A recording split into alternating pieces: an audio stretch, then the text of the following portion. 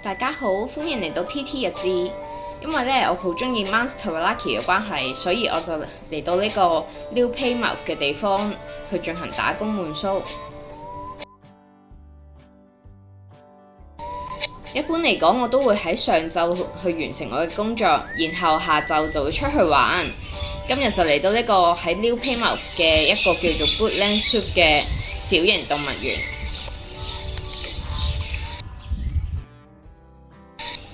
呢個小型動物園雖然唔係好大，但係都可以見到好多唔同嘅動物，例如爬行類嘅動物、羊駝、貓頭鷹、蛙類嘅動物、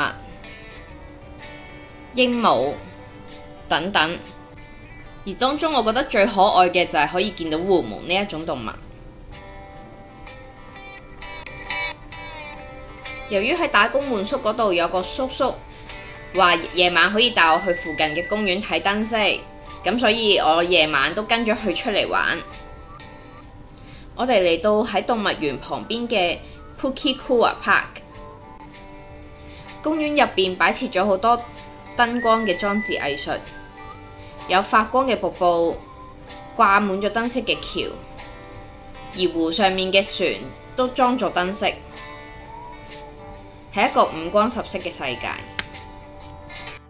成千上萬嘅燈飾掛滿咗樹木、湖泊同埋瀑布，令呢一個公園瞬間就變成一個燈光仙境。甚至有一刻，我以為自己落咗 disco。後嚟我喺網上面揾返資料，先知道呢一個活動叫做 TSB Festival of Lights。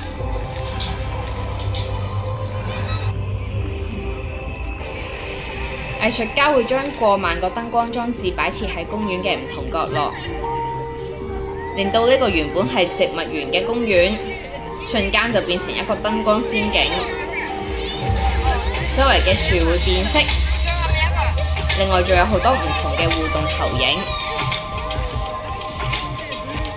融入咗藝術、自然同音樂，係一個跨年嘅大 party。而且仲要係免費入場，每年都吸引咗超過12萬人嚟朝聖㗎。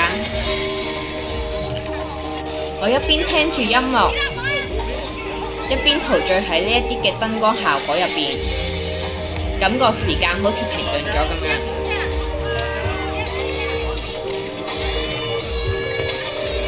離開嘅時候，穿過一條燈光隧道。我望住湖面反射嘅彩光，感覺自己同 New Plymouth 呢一個社區產生咗好深嘅連結。今日嘅介紹就嚟到呢度。如果你喜歡呢條片嘅話，記得 Like、Subscribe 同 Share。我哋下個紐西蘭景點再見啦！